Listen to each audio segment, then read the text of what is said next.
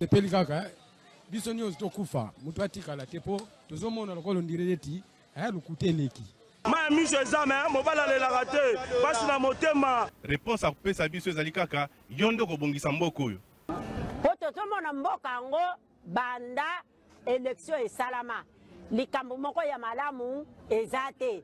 Président oyo azobukonzi soki azalaka président soki azalaka nani o toyebi te. Elo tikali ezaka batia mura na fa dese baya babakisa ma awa pour tous les sortes ya ba voler baza awa batie bango ala na kompanga ba te fa nane ya totanga bula fufu to ngomole ya totonda te.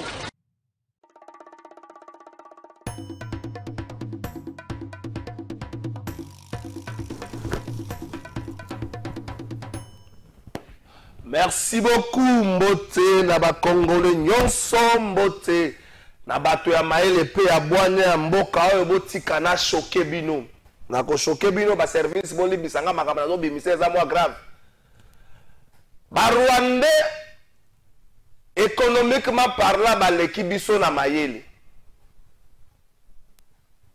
économiquement parlant ba Rwandais ba leki biso na mayele c'est ça que na sali na infraction te. C'est ça que peut être un service à monitoring possible stylo. Oh, attendez, Rwandais, na sali la infraction, te boyo kana ocha extrait. Économiquement parlant, Rwandais, baleki biso na mayele. Ba mesure oyo ministre Gina Paluka zozo eko bomisa biso na mboko mukolo mususu. Ndenge nini mboka lokola RDC na plus de 100 millions de personnes. Mais les kametali mobilité ya batu na biloko ba konzi ba kipaka yango te. Ngaite. Professeur Faustin Luanga, un économiste avéré, à l'objet de Sala Moussala Moko, engagé dans l'institution internationale, attendre KKP à Komaka. Sur le plan économique, Tozama était na Congo. Nanu Tobongo, Nanu Topesa Kwanga valeur te. Comme vous comprenez, Nakena Limbola, Kwanga no Topesa valeur te. Mbasu Nanu est comme important. Mais tu as dit Mbasu, oui. Natanga Mbasu parce que Mbasu tokosala lango contre Rwanda na bitumba. Tant si vous comprenez Mbasu tokosala lango contre Rwanda na bitumba Mbasu oui. Banzoyo babibaka na cabine tokosala lango contre Rwanda na bitumba oui. Donc économiquement parlant c'est le professeur Faustin Luanga toza mayele te Rwanda baleki biso ngaite bota l'extrait. Tokena riche. L'intelligence économique, pourquoi on en a besoin? Celui qui a de l'intelligence peut anticiper. Il connaît plus. Il peut éviter des erreurs. Il peut prendre une décision appropriée. Une décision réfléchie. Il a des paramètres. Voilà pourquoi dans le pays moderne, récemment, on parle beaucoup de l'intelligence économique. Parce que ça permet, au niveau de l'entreprise, d'abord, de bien maîtriser les structures de la concurrence, les structures des coûts, d'avoir tous les éléments qui entrent dans les processus décisionnels. Au niveau de l'État, d'avoir des outils, depuis qu'il n'y a pas seulement la menace guerrière, la menace économique qui devient un instrument de guerre. Vous avez parlé de fractionnement des marchandises et d'autres. Si on veut anéantir les Congo de nos jours, il faut attaquer les sources de revenus. Notre source de revenus principale, c'est la douane. Nous importons, je vous ai décrit notre économie. Nous consommons ce que nous ne produisons pas et nous produisons ce que nous ne consommons pas. Attaquez les circuits de circulation de ces produits et vous affaiblissez l'économie congolaise. Alors, il faut avoir l'intelligence économique qui vous prévient de faire ça. Prenons notre espace. Dans ce pays, nous n'avons pas de bonnes routes. Nous n'avons pas de rails qui nous... La connectivité est faible. La logique se pousserait à développer l'aviation. Mais regardez comment nous n'avons pas une aviation viable. Mais un petit pays, on n'aime pas les citer, je vais les citer, le Rwanda, où la connectivité ne fait pas grand défaut, développe une grande aviation se basant sur notre espace. Ça, c'est l'absence d'intelligence économique chez nous, la présence d'intelligence économique là-bas, chez eux. Les Qatar, la même chose, ce sont des bouts de terre qui ont développé une grande société d'aviation dans l'espace des autres. Singapour a fait la même chose. Mais nous, avec tous, nous avons 120 millions des Congolais, nous tendons vers un grand marché. Tous ces pays de la sous-région nous voient comme un marché. Oui. Vous aviez suivi le président Ruto. Oui, quand il était vice-président. Vice-président, on va vendre Congolais. Vous avez suivi madame la présidente de la Tanzanie parlant en Swahili. Le Congo, c'est un grand marché. On nous voit plus en dévaloir des marchandises. Mais nous-mêmes, est-ce que nous développons l'intelligence économique pour structurer? Développons des chaînes de valeur, de production, des chaînes logistiques, de distribution. Pour cela, nous pouvons attirer ces gens au lieu de nous considérer. Merci beaucoup. Naebi etango bozo lukaboya kobengela nga banini. Yewana azana Kinshasa. Azape sénateur, professeur Faustin Luanga, azape sénateur.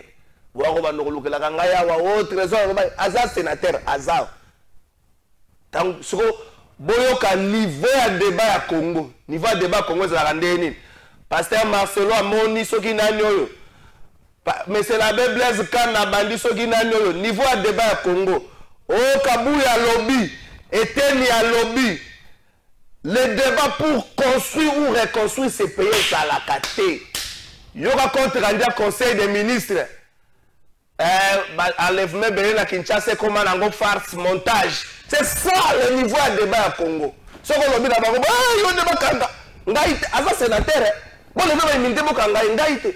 Professeur Faustin Luanga, il souvient le bézard. Invitez-moi qu'on a une émission à Mokola Lelo. Oh Kabila, son bon na tête, Kabila, son le bate, ba débat à Congo yangwana. Oh borderline, ba débat à Congo yangwana. Oh comment ça se maïka la maïa beti concert ba tuba kufi, tuba ndi cancer. Oh Congo to ça niveau wana. Mais dans tout ça, bilogera biso ekokani, nzala, binyoko, solo mabene na mboka lokwa kiteza solo mabe.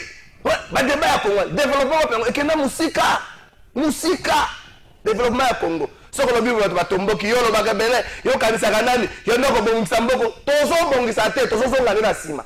Construisez chez vous, oui, construisez chez vous. Na Gabon, vous avez un ministre qui na vacances na poto. Vacances qui est na village na bino. Na Gabon, tata wana général qui na gelongi wana, après qui c'est le ministre qui na vacances na poto. Ah, bien le ministre va belle, na ke poto. Hôpital na malonga ni to na ça. Boti ka débat. Hôpital na malonga ni to na ça. HJ pour ngai na kota, on va faire construire $3,000. Voilà quoi ça n'a rien à voir avec ce que vous avez dit c'est le débat. Maman est meilleure que nous obliga kuna, obliga kuna maman. Et là on dit que c'est le débat. Tobongisa, tobong, to ça la soni, tobongisa. To ça la soni. Les gens ne nous respectent presque plus.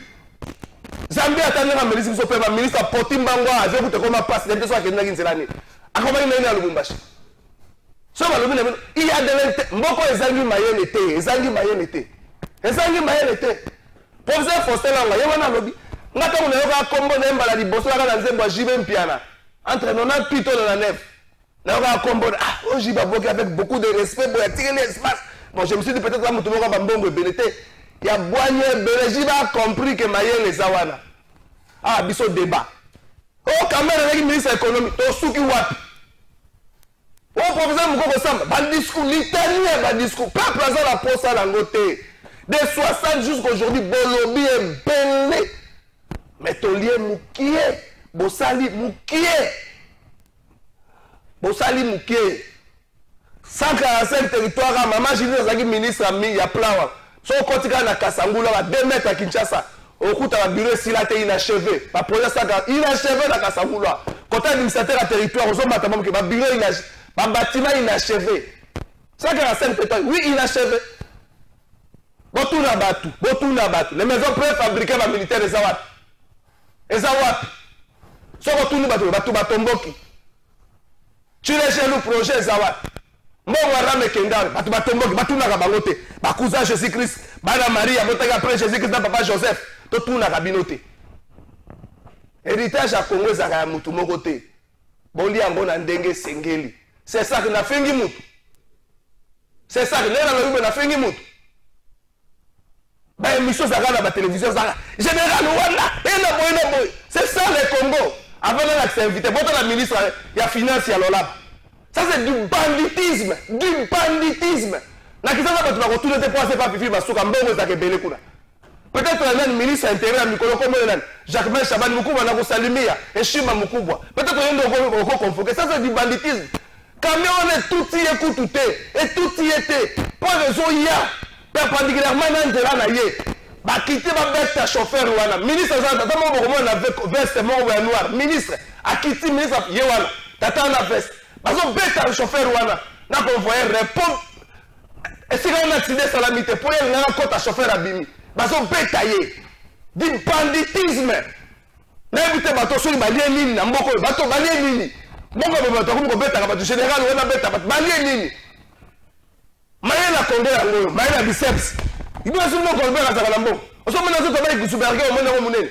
Maye la biceps, mutu et ça mon peuple na milinga. C'est ça que na sala inflation la fini mutu. Du banditisme. Le roi ça pas vivre masuka mutako benga été, fifi masuka mutako benga été. Fifi masuka en plus la ministre ya mine. Quand on va passer comme ministre intérieur et ministre de défense à Keikuna Mikolo, à Renaki Mokolo à lobby. Ministre de défense à Renaki Lolaba Mokolo à lobby. Question à défense. La somme, c'est que ça y est resté dans Angola. Nzambe. Mais ça défense à Kendaki Nini Yewana. La seule infraction jusque là. C'est ça que n'a fini mout. N'a parqué la tongi mout. Alain Bolodjoaz allait inviter Nabiso à Mokola Lelo. Tu évalues le gouvernement Judith Soumi. Tu évalues Yango. Alain Bolodjoaz a pété Mbote. Mbote de Konangai. Mbote Nabalandi. En tout cas, merci beaucoup pour l'opportunité. Je pense que bateau baoti kolanda yo ba moni déjà entré malamu ngasko na okitsa moi tenga sali sumu tenga na na lobite ko sali sumu na biki na sepeliti lokwa tozaka mibale yo mati ngana kiti moi muke et là ça pour profiter pe na bateau ya ko comprendre que soyi bo moni biso to leka na ba TV tozaka koloba parce que ba fait obiso to yebi eza ebele ndeko na biso azaka muta société civile. Mais vous sentez que Namalobanaye a démontré que le pays va très mal. Avant la côte, na loba makambo ya ndeko ba violenté na ngina lezo ngana muke na mambo ya ndeko na biso ya sénateur professeur Faustin Luanga. Oui, le professeur. Motulo nanga liboso ngwana économiquement parlant ba Rwanda ba l'équipe biso na mayele. Monsieur le professeur na ngina lobela ngoma muke. Peut-être que les gens ne le savent pas. L'intelligence développée au Rwanda est une intelligence importée. Ok. Parce que le Rwanda, vers les années 80, n'avait pas cette intelligence. Et c'est là que sa diaspora au Babimaki a eu formation dans des domaines variés. Tant que leadership Yassika, ils ont su canaliser les connaissances. Il y a qui na diaspora va créer une intelligence rwandaise avec l'accompagnement des autres États. On appelle ça un exemple. Tant que le président Abiyarimana qui est président, on n'avait pas senti cette intelligence. Tant que Kagame à côté na réseau Imatuchi pour travailler, qu'est-ce qu'ils ont fait? Avant que Bakoma Baza, ils ont commencé d'abord à nous déstabiliser. C'est une intelligence, non? Non, mais effectivement, nous assistons à une sorte de balkanisation économique que les gens n'avaient pas compris au départ. Parce que vocation à Yabiso et à l'économie Nabiso, c'est une vocation agricole. Alors, même Biso na économie à cueillette, économie à facile. C'est-à-dire que même Biso na importation. Pour mettre l'accent sur le mine, on a semblé négliger l'agriculture. Et la conséquence, toutes les routes des desserts agricoles, na ba route d'intérêt national, relié la province dans le secteur agricole, on a semblé négliger. Tobomi, Onatra. Tobomi, ba entreprise na biso, oui, ba na produit SNCC na partie ouest, na est, Onatra na partie ouest. Tobomi. Alors qu'est-ce qui s'est passé? Ba produit na biso qui est remplacé par ba produit importé. La partie est nyonso, Bretel nyonso wana, soko zu Aru, Faradje, Okititi na Tanganyika. L'essentiel de leurs économies, ils ont dépend de la produits manufacturiers à Libanda. Ce qui fait que Bango, avec le coût des facteurs, Badako produit à moins cher par rapport à la production na biso là na ouest pour que na est avec tout ce qu'il y a comme frais de transit. Prix na biso cher, automatiquement les gens ont pris l'habitude de consommer ce qui vient d'ailleurs. C'est ce qu'on appelle balkanisation économique. Donc sur le plan économique, nous sommes déjà balkanisés sur le plan économique. Parce que produit na biso ya ouest, pour que na est ezaka cher. Bato baza na est baza koyoka. Owe somba mulangi ya sucre na biso awa kuna na 2 dollars. Sucre na bango. Oye uti na est pas na bango et là 0,33 dollars. Naturellement, mutabolinga somba ya bango. Ya biso ce que ekomi produit ya luxe. Yango créé dépendance na biso. Et là, ils ont mis l'accent sur l'éducation. Biso tocha accent sur l'éducation, l'accent sur le diplôme. Biso, nous mettons l'accent sur le diplôme. Eux mettent l'accent sur l'intelligence. Alors, cette intelligence, au professeur Alobi, c'est cette intelligence transformationnelle qui nous manque. Voilà. Une intelligence situationnelle qui nous manque. Mais attention, la responsabilité incombe aux institutions. Oh oui. Il faut avoir un bon président, un bon Sénat, une bonne Assemblée nationale, un bon gouvernement, de bons ministres, un bon gouverneur. Mais tout ça, ils ont la carte de la Constitution. Tout d'abord, la Constitution, automatiquement, ça freine. Qu'est-ce que nous constatons? Tous les idiots, tous les imbéciles dans le sens large, se sont coalisés pour nous imposer leur médiocrité. Non, attendez. Les gens intelligents, personne ne peut l'utiliser. Parce qu'il est intelligent. Quand on a sali extrait émission, personne ne va l'accepter. Mais on consommer été. Les idiots. Là, nous sommes la Congolais dans le sens large. Ndegonanga, Ndimanga, ceux qui ont cueilli quelque part, ou la kisi goza mayele, batutu bayinio. Les idiots n'aiment pas les gens intelligents. C'est-à-dire que tu commences à phobie à l'intelligence. Nyosologue, yoye baganyos, ou la kisaka yo muto yebi. Oh, bon ce qu'on a yebi na ça, na bomba. Na bomba te, faut na laksa yo que na yebi. Ce qu'on bateau baza mayele te, ba s'organiser ba ça une sorte à carcan. Ba comment le quoi ba microbe, ba s'enkistra sikoyo. Ba limite que bino vérité na bino bo attaquer. Oh, dans d'autres pays, on libère l'intelligence. Ce sont les universitaires qui réfléchissent avant que les politiques ne prennent des décisions. Mais chez nous, ce n'est pas le cas. Nous avons un mboka normal. Garçon mora zaki abane sur la bangi sogenini. Alobi bakino babangi. Wow! Ce qui est surprenant, il a influencé tout le comportement de la classe politique. Non mais on Diamba, tata moko yambi ya boye, homme d'affaires moko yamba kaka Diamba. A filmer, homme d'affaires yamba Diamba. Oh, Moutoumou, Libanais, Congolais, Ayambi, a commis célébrité, Moutoutou Soga le Bilikamou, il faut imiter. Oh, dans d'autres pays, c'est l'inverse. Ce sont les intellectuels qui influencent la masse. Chez nous, c'est la masse qui influence les intellectuels. Naturellement, on ne peut pas se développer. C'est ça notre combat. Fort malheureusement. Espérons que tu vas arriver à changer d'onde. Espérons que... Les médiocres sont majoritaires. Mais ils ne sont pas le plus aptes. Ils sont majoritaires. Même maintenant, demain, on va charger. Les médiocres sont majoritaires. Mais ils ne vont pas nous condamner à vivre leur médiocrité indéfiniment. Il faut maintenant tous se décider sur comment changer. Comment combiner la balkanisation économique? Non, mais il faut créer un électrochoc. Il faut créer un électrochoc. Ça serait quoi l'électrochoc? Dans un exemple, tel que nous sommes là. Alain Bolodja, président de la République. J'investis dans corrélier ma province. Par exemple, je prends 1,5 milliard chaque année pour construire 1500 km Yanzela. Ce qui n'a pas ici, Kinshasa n'a pas ce qui n'a pas ici, Nani Sankourou, na Maniema. Ce qui n'a pas ici, Maniema, na Nord, na Sud Kivu. Deuxième élément. Là où tu salis centre, tu salis sorte il y a zone économique. Voyez-vous, nous spécialisons nos provinces dans la transformation. Il y a des produits et la ligne proche dans la zone d'exploitation. On va développer les pays. Par exemple, on crée une entreprise pour créer des produits chimiques, des produits alimentaires sur base de la pomme de terre ou des produits par exemple la Goma. On transforme ça. Alors, le fait c'est que tu corrélier, on va faciliter les transactions entre provinces. Mais tout cela passera inéluctablement par de bons dirigeants.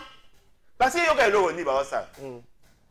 un président pépriste qui se dote d'un gouvernement, il y a un vertébré, et Bango, Baza imprimer leur marque, au lieu d'investir dans les actions transformatrices, Bango investissera sur le média.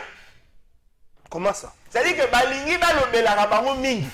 Mais comment est un pays atypique de Gonangaï? Tu as un grand poète sans qu'il y ait une entreprise au Yazala.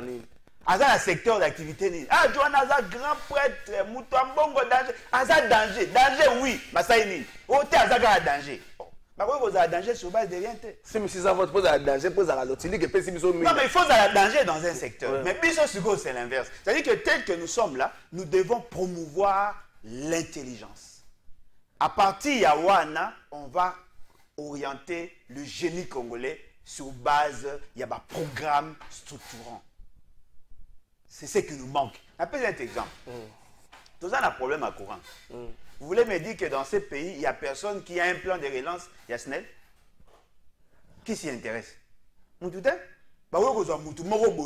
Comme ici, DG à SNEL, sans fondement, il n'a rien. Le fait seulement qu'il est en connivence ou en bon terme avec Bateau Bazora décision, on fait de lui. Mais c'est lui qui a le plan de relance à SNEL. On ne s'occupe pas de lui. Bateau Bazali a un programme, il y a relance pour la régie des autos. Mais aujourd'hui, tout ça a un problème à Maï. Tout ça a un problème, il y a technologie pour construire une route. Tout ça, ça a l'habitude. Ça a un coût. Le produit là est un produit importé. Vous voulez me dire que parmi nos ingénieurs, il n'y a personne qui a une nouvelle technologie. Il y a que ça là pour que tu réduis le coût. Tout n'a rien goûté. Au-delà de débat, la mission est centrée essentiellement sur des faits ponctuels. Moutoumoro va mettre moi à Guinée, à l'obiter, pendant une semaine. Mais alors que dans d'autres pays. Donc, tu vas dire, ministre de la Jeunesse, le bureau, PCR de ses chances. Tu vas dire, tu ministre, contenir exact. Ce que tu as dit, rencontre des solutions. Le gouvernement est jeune. Tout les conteneurs, là, la pongi. Parce que, Batubaza, que ça là, tout le vie à Batou Bali, vie à facile. C'est-à-dire que Moutalinga a raisonné Mouké, mais ça la buzz. Et là, on a ça, ce sont des pièges. Et nous devons développer cette intelligence. Mais comme si Congolais Nyonso, en fait, les Congolais de l'Est, Congolais Nyonso de l'Ouest, comme ça, comme un fainéant. Alingasa la Mouké m'a gagné Béné. Ah, bien sûr. Il y a un politicien. Non, tu as un domaine Nyonso, tu as la politique. Non, on n'a pas eu la politique parce que on est basé sur ça. Même les hommes de Dieu. Ezali culture au Batubasalango. Mais attention, cette culture est liée à notre anthropologie. Okay. N'oubliez pas que les gens qui ont une abondance en termes de ressources naturelles, généralement, ils fainéants. Bateau, ils difficultés. À force à surmonter les difficultés, ils vont développer une intelligence situationnelle et stratégique. Mais nous n'avons pas cette intelligence. Mais quand on a pris un exemple, vous pensez que l'intelligence est à pygmée. Alors, on a posé l'intelligence au-delà avec eux? Non. Il ne parle pas en termes d'avenir, dans le sens il y a innovation. Oui. Il parle d'avenir en termes de conservation. Conservation, et si on a et si place à il est là, il est dans la nature. C'est-à-dire que nous sommes dans un état brut. Alors, il faudrait maintenant tous s'adapter à l'évolution, il y a monde. C'est ce qui a retardé. Beaucoup remarqué certains pays d'Afrique. Ça les mixture entre la modernité et la tradition.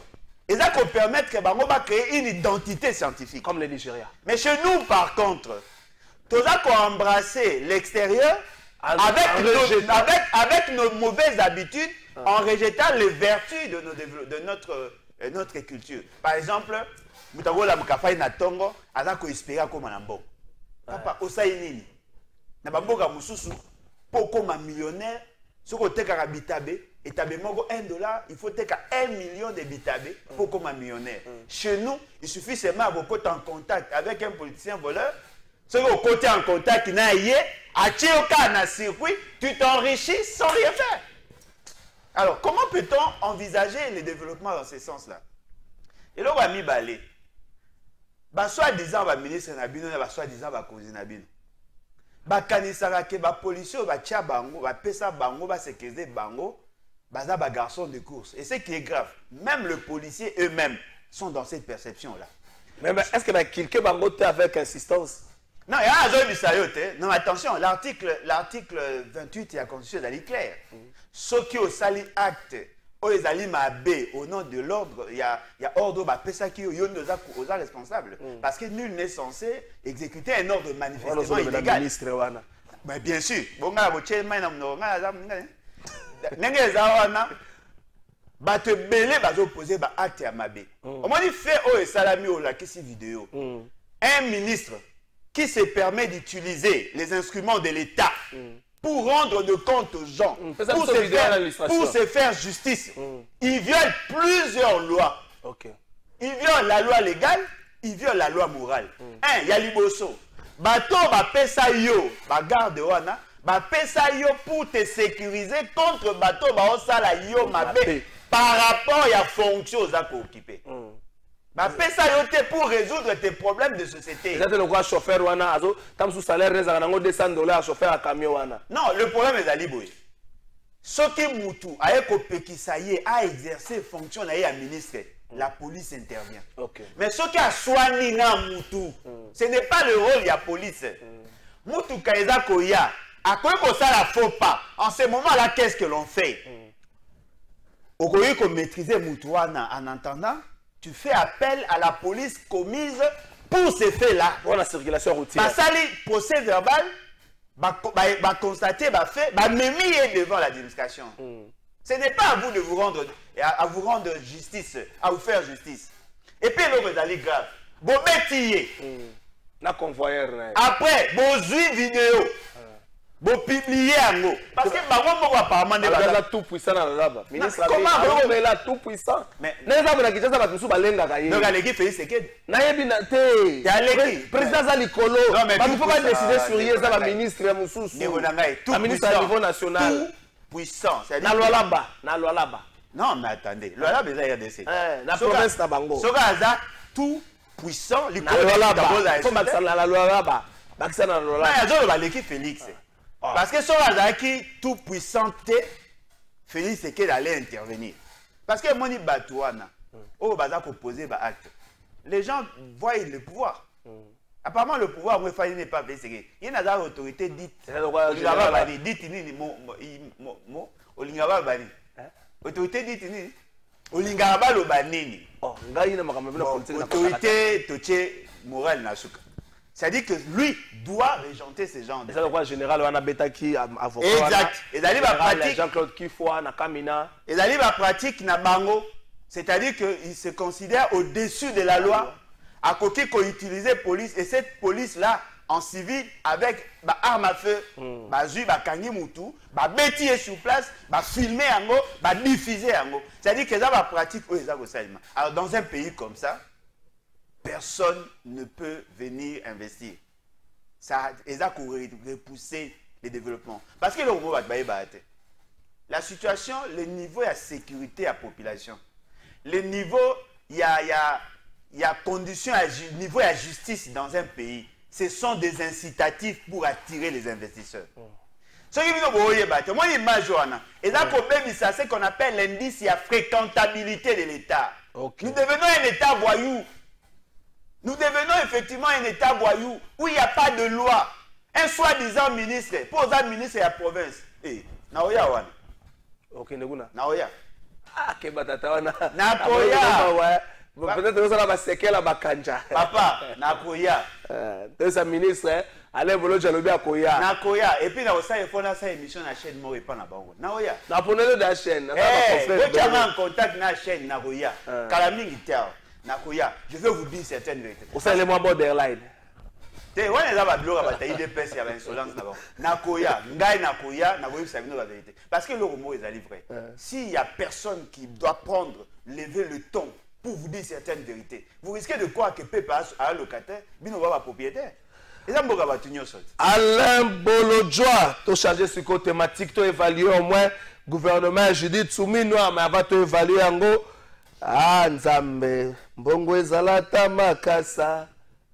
Nzambe mbongo ezalata makasa bakonzi ebele ya Congo soki mbongo ezalaki makasa totie bango na kwa moko boye tobukaka makasa chaque jour topesaka bango yozwa boye etikala biso tosala omona ndenge tozotonga Congo soki mbongo ezalaki makasa. Daniel Bumba asalaki conseil des ministres à liboso mokolo ya lobi mardi 20 août elongo na gouvernement na ye. Daniel Bumba asalaki conseil des ministres mokolo ya lobi naza kozela ti lelo na siko naza kozela compte rendu à conseil des ministres wana mais gouverneur pardon dodo kolo matondo penda pardon bolimbisi kokota na jaba compte rendu belé te pardon kota nde na jaba misana neti boy ngana yebi déjà que le deuxième mardi ya deuxième semaine ya rentrée scolaire il faudra le Rwanda kunanga au moins 5 heures juste. J'habite la cité verte pour la nini depuis un temps semaine à liboso rabana bakendaka moi mingi mais deuxième semaine lundi ezaka moi boy mais mardi na joie moto au moins 3 fois parce que cette fois-ci na résolution ko Rwanda pour 5 heures juste. Si le gouverneur, si le dans l'ouest pour 5 heures juste, il y a un compte rendu. Ils ont baladé. Ils ont baladé. À ce compte rendu, le conseil des ministres de Mokolo à lobby, na makambo etali, à ça qu'il y a Mokolo à lobby. Voilà premier conseil des ministres. Conseil des ministres à Liboso. Oh, bon aussi go lancement il y a qui ne sait pas. Et c'est ça le maquis. Na ça la gueule. Yit. Oh, ministre était. T'es hier gouverneur. Ah ministre, bah ministre va zaï quand même. Pas ça la gueule. Mais décision ils ont marqué dans le conseil des ministres. Et ni tout ça ngabi ya ndeze ayo. Face à la recrudescence de l'épidémie Mpox, ministre des Finances, gouvernement azui mokano. Il y a situation wana yangwana ministre des Finances wana mboka Doudou Fwamba a annoncé qu'il va débloquer mon solomo comme moi belé allant de 6 à 10 millions de dollars pour la soutenir prise en charge immédiate de l'épidémie wana. Annonce oyo esalemaki mokolo ya lobby mardi na pokwa na sima ya bokutani moko ya mosala oyo ezwaki ministre ya finance elongo na ministre ya santé pe na directeur général ya CDC Africa. Donc gouvernement zui mokano ya kobimisa mosolo de 6 à 10 millions pour na kobatela moni bokono ezokota ezobimisaka batu ni maladie obenga variole de singe ezobimisaka batu bambandeko mikolo liaka éviter ngulu akapela éviter yango éviter kolia biloko za mwa senya éviter yango oyebite bato pe ya mosala wana pozo transmission na kopesa na mosala wana je suis pas vulgaire pour bato ya mosala wana kope kufi po ba client ba oya ndenge nini po oya ko biba biloko na nzoto to bibata to sa distanciation avant na songela le bozo to sala évaluation ya gouvernement ya Mama Judith za na biloko tikeli biso na placard hein projet de développement 145 territoires nazomona ndoso bato bazolinga batuna yo yango te tokotuna yo moto soki directeur de cabinet ndaye wana na tuli lobi ya babi azokende nanu boye baluki boye azoluka comprendre ezalaki ndenge nini makambo susu ayebi yango toke na régie tozala mwana mboka Bazin Pembe Njale oyo azali bongo ministre ya finance ya province ya Kasai oyo akitaki na groupement de bakwa mwadi mpona koregle mwa baconflit ezali kuna na likambo etali bosaleri ya minere yazali bongo ministre ya finance azalaki ye moko te azalaki na collègue na ye ndeko Jano Kazadi tokena na ngambo ya régie toyotala mwa elema na bongo tokozonga toévalue sur le gouvernement tokeye. Assurant l'intérim de son collègue de l'Intérieur, son Excellence Bazin Pembe s'est rendu dans le groupement Bakwamwadi au village Kamwanga et Mutumba, secteur de l'Entre-Kasai-Lunyeka, dans le territoire de Chikapa, pour rétablir l'ordre public troublé suite à un conflit fratricide et minier de la famille régnante du chef Kamwanga. À son arrivée, le ministre Bazin Pembe, accompagné de son collègue de mine, Jano Kazadi, a tenu un meeting populaire pour apaiser la situation. Son Excellence Bazin Pembe a transmis le message de paix et réconciliant tel que reçu du gouverneur Crispin Mukendi Bukasa, un message qui a suscité de l'espoir et le vivre ensemble dans ce village. Ngandila bwano bantu bonso badidi talala ibamuvanye amugesha rapport kai est-ce que rapport ya mvitani ya bantu kushebe ya manani ya bana kubampeshe bwa bwa kutulasi wa bwanyi na zemwa bana baba alukila mutulasa no me bana ne baya mutulasa mbishi ma para ne baya kukebela bana makaye ma uniforme mbishi ko kwikala desordre bantu kaba ibumvangana to bakokangana mu bintu biji baima ko trouver solution mo minute. C'est pourquoi gouverneur wa mine ndai. C'est pourquoi nous atumoni depuis malaba. Mvonyi kila ni collègue wa nyumwambila to ka tuni ordre de mission limité to fallait que na chi 2 3 4 jours parce que tu dis très à l'aise depuis Boutoko ne mutu balala ni mujindemo ou sentir bon non ou vivre les bantu badibikala très hospitalier. Donc bantu badiba partager bantu. C'est comme ça population autour vivre. Les bamou voient. Na nous petite salutation à monsieur le gouverneur. Pe tout pas nous batu mona mo abeo bala ni mpulushi bala ni basalai kato ne bala bakuku atamutu na shumweto. Les bamou voient. Kaba nous shimi impulushi yo ya bweji basalai ba bweji mbala kukwata x y katu mbala kukwata muntu ni bango vwanya chitu itetu balo mwana. Merci beaucoup, Bazin Pembe Njale. Merci beaucoup. Bonjour, Trésor. Sincèrement, évaluation à gouvernement soumis à résultat zéro sur terrain, voire même Yemoko, Premier ministre, gouvernement Emeli Ozo Azoyo Kanate. Donc, c'est grave, Patrick Cholé. Patrick Cholé. Bonjour, journaliste. Yebisa Ale Bolodja Kekunda na territoire na ye Bayibi Biloko ya 145 territoire. Ah, kuna territoire ba Ale Bolodja. Mais bachaki ba tuba kengela kangote. Bonjour papa journaliste, pardon mingi.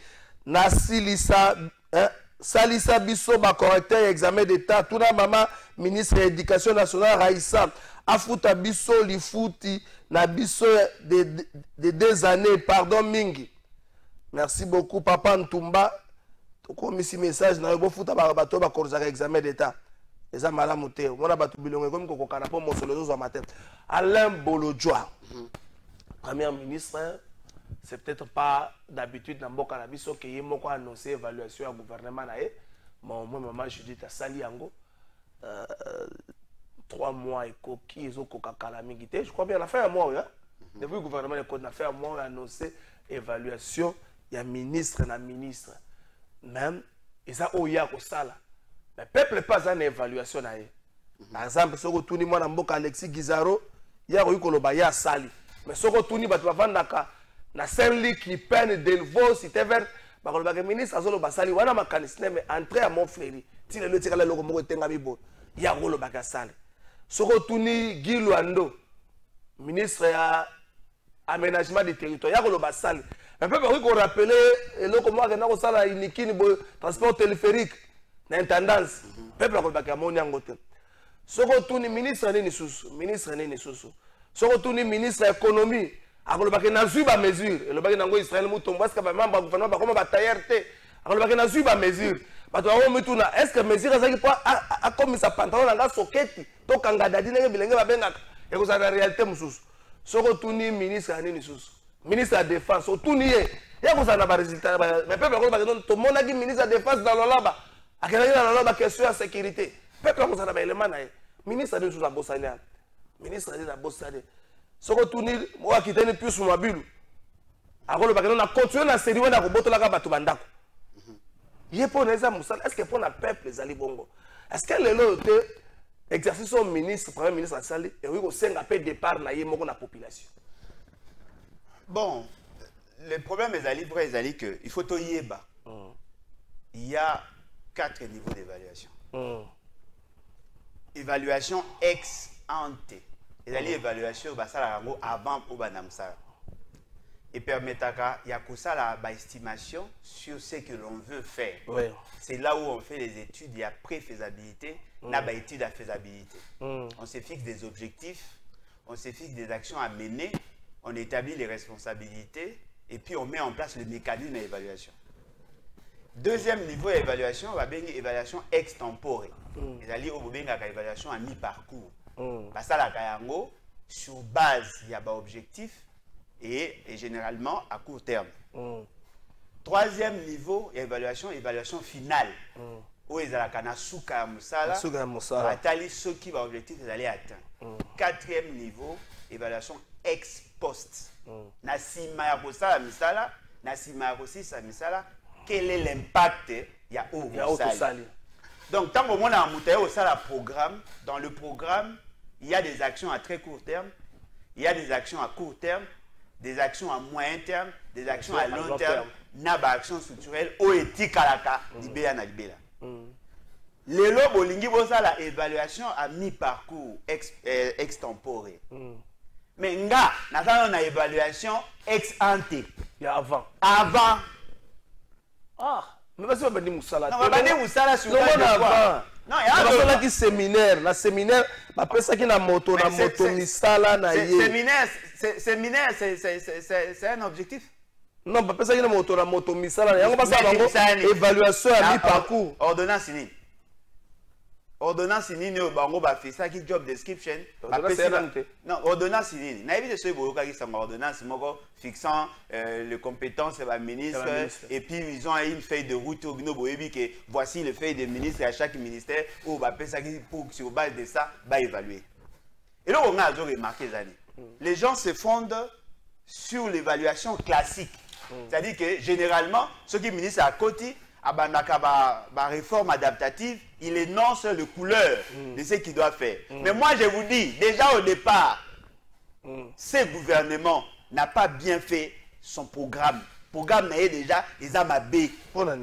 Mais justement parce que éviter comment coagencer idée. Parce qu'il y a ce qu'on appelle la stratification opérationnelle. Il faut voir quelles sont les actions à mener à très court terme. Quelles sont les actions à mener à court, moyen et long terme. En ce moment-là, beaucoup ça là, indicateur, il y a appréciation, il y a action par rapport à ce que vous êtes fixé. Programme déjà les Amabé. Deuxièmement, les acteurs, les animateurs PESA des Amabé. Le choix de ministre des Amabé. D'abord, maman a premier ministre Nabino, Azo méritage à premier ministre. Pour la nini. Yom ko saka bato premier ministre. Non mais bachaka bato premier ministre par rapport à la réalité à mboka na ba objectif boza ko signer. Mais à qui par rapport à la beauté, par rapport à la relation. Ce qui fait que aujourd'hui tel que nous sommes là, nous risquons d'évaluer les vies de cette dame ne mérite pas être premier ministre. Siko 2, programme na yenga articulé. Ba ebisi bino que ba sali programme na bango sur fond. Il y a 6 axes à Félix Sekedi. Mais 6 axes, ils ont représenté 3. Ils assistent. Ils ont 3. Ils assistent. Base, déjà, il y a logique na bango. Ils ont mabé. Ça, le programme sur base de faux. La personne qui serait fixé les 6 objectifs a évité les 6 axes, a évité que dans ces axes-là, il y a des actions, des objectifs opérationnels, n'a pas objectif spécifique. À Kaboli, à Bimisi, à Moloko, ils ont 6, ils ont 3. Or, le défi à payer, le pays a beaucoup de problèmes. Il y a beaucoup de situations, il y a guerre. Il y a beaucoup de situations. Il y a 3 axes, 3 programmes en lobby. Il y a les bosses ali. Il y a les bosses ali création d'emplois. Il y a mis le deuxième pilier ali protection à territoire. Troisième pilier ali l'aménagement du territoire national. Il y a un mis à toi dans le lobby. Non, mais ça, à lobby, il y a 6. Création d'emplois. Na diversification de l'économie. Et c'est le mode. Création d'emplois et diversification de l'économie. C'est un seul secteur. Et ça, pilier. Parce que lorsque vous cherchez à diversifier l'économie, vous créez des emplois. L'emploi est la conséquence de la diversification de l'économie. Beaucoup mis ça des bulots. Et puis, diversification de l'économie n'est qu'un objectif. Ce n'est pas un but. Et ça, but, ça, axe, but. C'est-à-dire que vous prenez par les grands secteurs, c'est-à-dire, le mouton déjà, au abandaki qu'on concevoir, c'est que vous appelez programme. Il y a mon quoi dans la insuffisance. Il y a la différence entre un but, une finalité, un but, un objectif général, un objectif opérationnel, un objectif spécifique. Vous évitez. C'est quoi vous compte dans la planification d'aide. Vous évaluer. Donc on aura du mal à évaluer. Vous avez la difficulté. Même dans ce programme, on va évaluer. On va évaluer sur base de quoi passer à ça, il va de Nenge to yawa, o éviter que tango bandaki, o sali annonce. Après annonce, aussi opposer première question par rapport à conducteur votre caneva, opposer première question. Pour écouter ça batu na ben, o va jusqu'au poser la question, o ébi que question et que nebo. Yo yebi pourquoi éviter nga. Yo yebi. Mais ce qu'on a ko évaluer ndeni, pour nga éviter. Yo ma commission premier ministre. Mouton aux bakazo évalue à émission ça la action par rapport à 6 axes. Mais yo so aux amaïl, vous voyez que ça 6 axes c'est 3. Aménagement des territoires, défense et économie. 3 axes au besoin ya moi. Beaucoup mis en 6 né. Sous ka pas problème na biso ya moi. Yo que les points où bango va préférer basale la moussa. Pas préférer basale pas préférer oh ba poni. Gouvernance c'est araboité. Gouvernance, c'est ça par rapport à la situation et vous fixez les objectifs. Dans la classification, vous voyez que les priorités n'a pas aucun exemple moins simple. Le ministère, il y a fonction publique, modernisation de l'administration et innovation, il y a le service public. Ça, c'est un ministère, non? Vous ne voyez pas que c'est un objectif? Ok. Alors, ce qu'on a acte sur les arbres. On a acte sur les arbres, 6 actes arbres. Parce que vous créez un vice-ministère. Bon, petit objectif est à moderniser l'administration publique. Mais ça n'apparaît pas là-bas. Au compte, ça va la défense, l'aménagement des territoires, la diversification économique, bah éviter. Parce qu'en réalité, ceux qui vont dire qui n'a pas eu le sénateur ou le bac, ils vont pas ça ndé. Bon, je vais 6 axes na bino ceux qui vont coexister. Bon, commissaire les 6 vice-ministres, 10 premiers ministres. Ok. Que chacun s'occupe d'un 6 vice-primatures. 6 vice-primatures. Que chaque primature s'occupe na acte ok. Na Sénat, il y a un ministre qui va accompagner pour la réalisation. En ce moment-là, on comprend que les objectifs fixés et l'organisation opérationnelle est cocani. Et ça la mité. C'est quoi pour évaluer Nini? Au long dans la diversification de l'économie, quels sont les secteurs à diversifier? Parce que la diversification de l'économie, ils allaient par rapport à l'objectif de s'assigner. Dans la classification à Bango, on veut diversifier l'économie. C'est-à-dire que dans l'économie extractive, on veut maintenant donner la chance à d'autres économies, à d'autres secteurs, à d'autres sous-secteurs. Par exemple, l'agriculture. Quelle est la position de l'agriculture? Quelle est la position de la pêche? Parce que ce sont là les secteurs productifs. Quelle est la production et l'industrie? Vous voulez créer des emplois. Quelle est la position? Il y a un ministre à petite et moyenne entreprise. Parce que c'est là où on crée des emplois. C'est là où on crée des incubateurs. Dans la position à Ango. Il y a un ministère où on va passer par le coup. Ministère du transport. Non, les transports n'est pas dans le secteur productif. Les transports, ils ont un domaine d'aménagement. Les transports, ils ont un secteur d'appui à la production. Mais pilier Morozali, troisième pilier Zali, aménagement du territoire.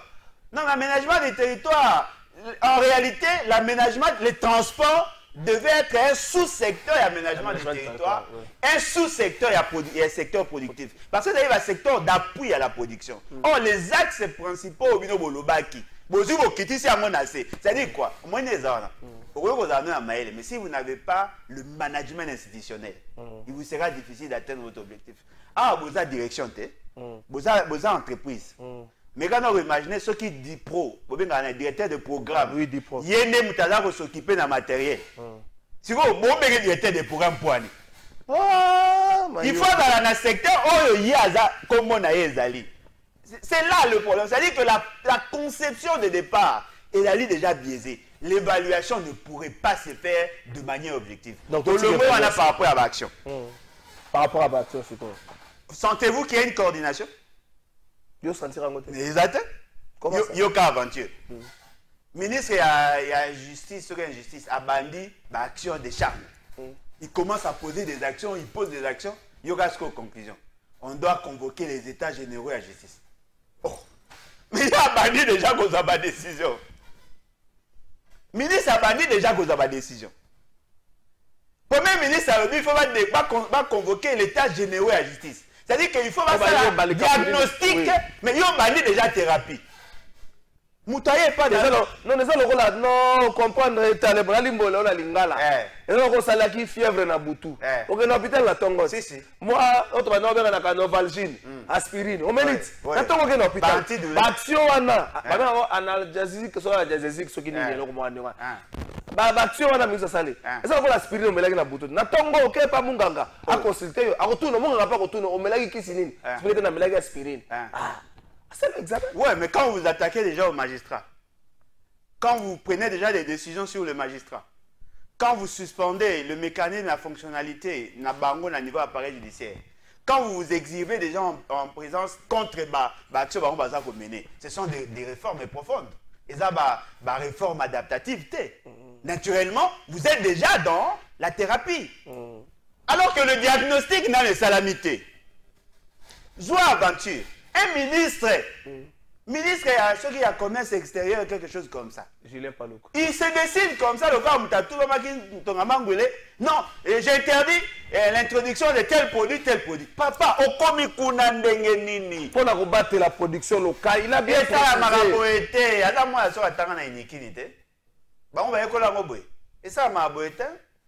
Il faut d'abord la demande est de combien? L'offre nationale est de combien? À quel niveau? Quel est l'écart entre l'offre et la demande? Pour ceux qui offrent au niveau national et d'aller supérieur à la demande, on interdit l'importation. Ceux qui sont inférieurs, qui ça va mesure et compte côté belé pour ne pas déranger les marchés sur le plan interne. Il faut dire que ceux qui ont fait pas de décision. Et on réfléchit nanani.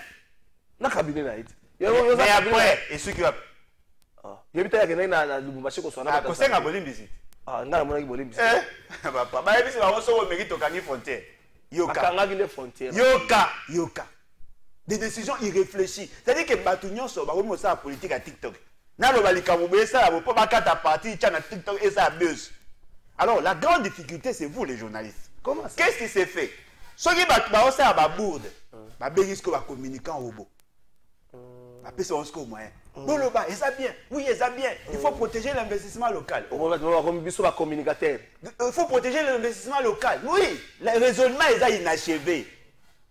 Bon, bandi, pour réfléchir, bon, comme on a sous-caté vos idées de la décision, il faut que pour mûrir la décision Nabino. Parce que que ce soit en politique, que ce soit en économie, l'État, c'est un agent économique international. On ne peut pas vivre en autarcie. Nous effectuons des échanges. On est en transaction avec d'autres pays. Ce qu'on peut ici pour dire côté pas naïo, on peut que côté pas nanga. Ce qu'on mesure les conséquences, parce que lorsqu'on veut prendre ce genre de mesures, il faut avoir le pour et le contre. Il faut avoir les externalités positives et négatives. Ce n'est pas que la mouille na tongo na kangi frontière na Congo Brazza. Est-ce qu'il y a des conséquences na yango sur le plan social, sur le plan culturel, sur le plan sécuritaire? Parce que tous ces agrégats là doivent être intégrés dans le. Yango va bien la modélisation. C'est-à-dire qu'on ne peut pas décider sans intégrer toutes les variables explicatives. Tosukiwa. Yo kana zo di sayo nde onangai. Makamba mapang. Affaires foncières.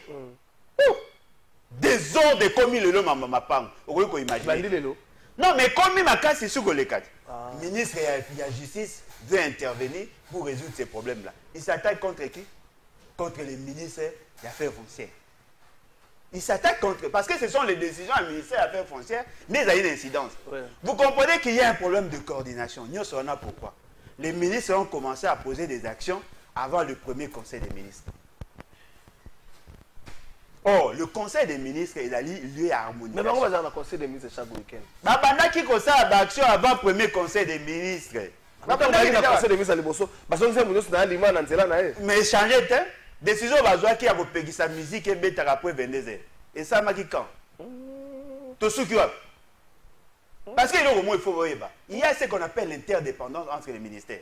Aujourd'hui, décision va repérer ça. Vous avez contrôler le Congo. Bateau va contrôler les ministères intérieurs.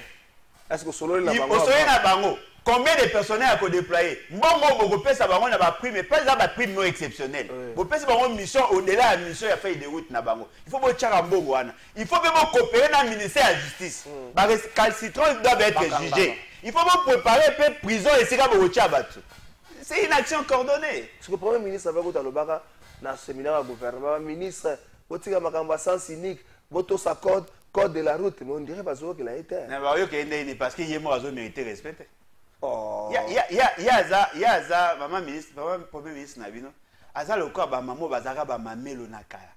Omoni? Azaka la douceur on est déjà banda et couvent après siko ayeko pengwa aya bali aboti siko azana ki mamelo muto asama po abalate na muto aboti c'est-à-dire que aoye bate a comme une incompatibilité. Il y a deux régimes, il y a vie. Yene ngazana. Yé asalama po asala la bato. Omwene ngazana. Asalama po asala la bato. Asalama po asala la place bato. Asala place ko professeur Mukoko Samba asala na place na. Asalama po asala na sima bato. Na sima bato ndenge ni nazo comprendre. Na sima bato na ndenge ke bakamba ye. OK, ya kambate. Ya asalama po bakambate, ana sens de leadership te. Botala e bien na sens de leadership te. Mais vous commissaire coordonnateur d'action gouvernementale. Ce qu'on bateau ba na sens de leadership ba na Sénat. Mais si mbate, ça va le connaître dans sens leadership. Ya wapi. Yo moita patauger dans l'incompétence notoire. Sans leadership par aux angwa. Il faut appeler na carrière. Ah, na Sénat pour nego. À cause de logoté, na zo bisayoté, c'est-à-dire que le profil na yé na fonction et qualité. Et ça va na zo un exemple té. Et ça va net yobo, ba commission d'armée. Et si mbate? Ah! Wana yono yebi na yebi sa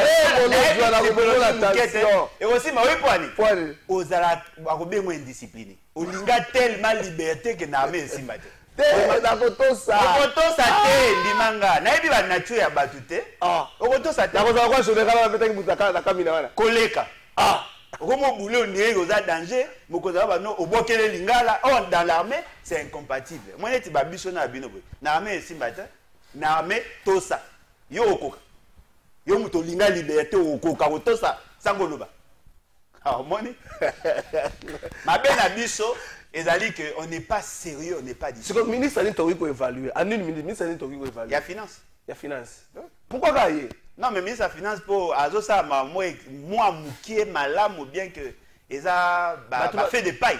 Bato bazako c'est le roi évaluation ministre à défense ça fait peu ma défense non il y a un infirmier s'il vous plaît infirmier à tout baratonga s'il vous plaît bato bazako loba l'urgence ezali alors ça ministère mo ngito évaluer ngo na lombango po ministre par exemple il y a aménagement du territoire to ko bongisa mais il y a défense liwe zolanda ba cheponi bongo to nanga ngama no ba chepo mbongeza ba chepo na mbongo ba chepo na kuna manduki yo na kasi.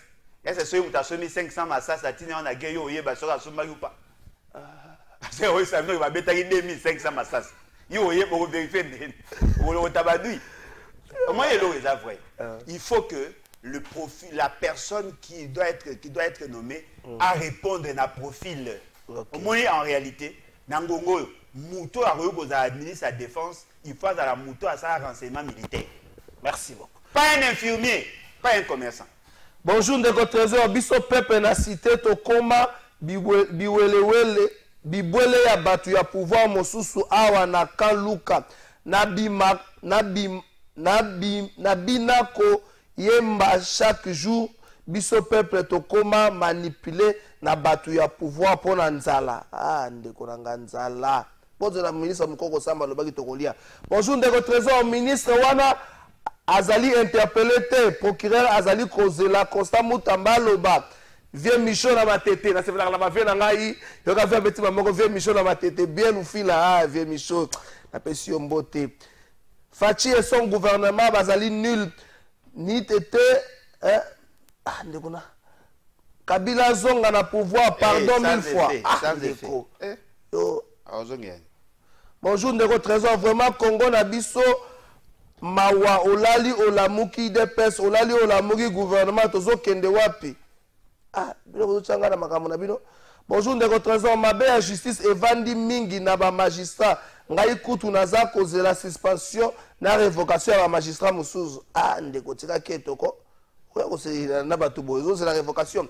Bonjour journaliste Tolingi abanda kotika kokita na terrain ata jour moko na semaine ekosala bien makasi po na biso petit peuple tozana makambo ebele ya kosolola tosengi yo papa journaliste Feli Kabengele na Masina na Masina kuna na yakala Masina une fois mbule bandeli na kuna kasi kombetaki na juice mbule bandi kuna ava bitumba tumona no milinga bandi ava milinga we kulu namo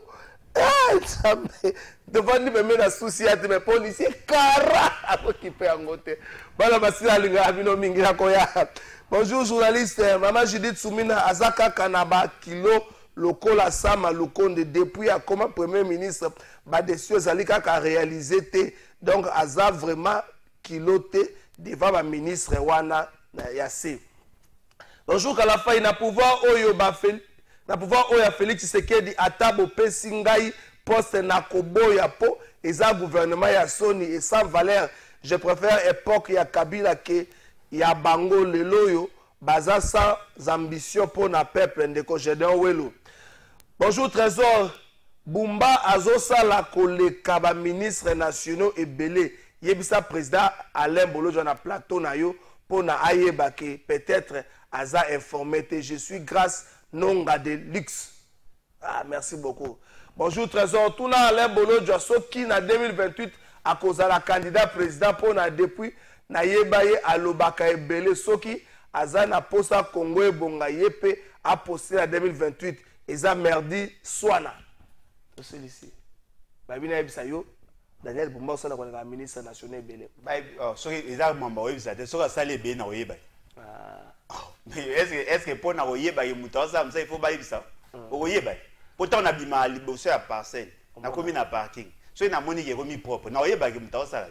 Mais ce qu'on a moni ça a été ça des ordres des ans na balabala ba moto ba code de la route permis de conduire ba tout baza impayé salité solo fulu nyonso wana insécurité na ibika ça msata so ya wewe ça msabo le ka ministre ndeni ba ministre baza belé directeur Ambroise Avina tuna yo polo ba ke belé po bongola po Congo bonga ko so aka na koloba te ça la peut être candidat en 2028 candidat est ce problème ça vous candidat be vous choisi par le peuple. Si c'est que le candidat peuple japonais était ma président. Ah, Yogo, ça n'a secret peuple papa. Seigneur publié résultat. Par mon assez Seigneur publié résultat. Yo a publié résultat.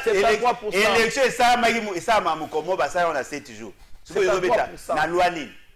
Na luani. Na luani. Alain Bolo. Na go za na posa go za candidat d'ailleurs na profil ko le café c'est que.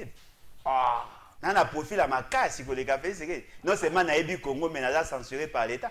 Alain Bolodjo ayaki avec une virginité ayaki a commis président de bosala mais nga nazobunda na effort na ngamo. Alain Bolodjo merci na yo to komi na suka Igor ba betaka makele était déjà zakabat na plateau Igor ozo na la bala te merci na yo balobi mikolo soko la muki na tongo fo otunaka o vérifier est-ce que alobi soko la muki na tongo tuni est-ce que alobi o soko la muki na tongo moko lugo est-ce que alobi soko alobi tobi papa loba pe kaka eloko nini yango kande atango mulai boy bina pele ba kande zali ne mopaya motako kufa bo binze mate bilenge bozo kasala pele ba semba fali na ba faire nga génération ngata soko la mungu na tongo tuni est-ce que alobi tabula wana ndena alobi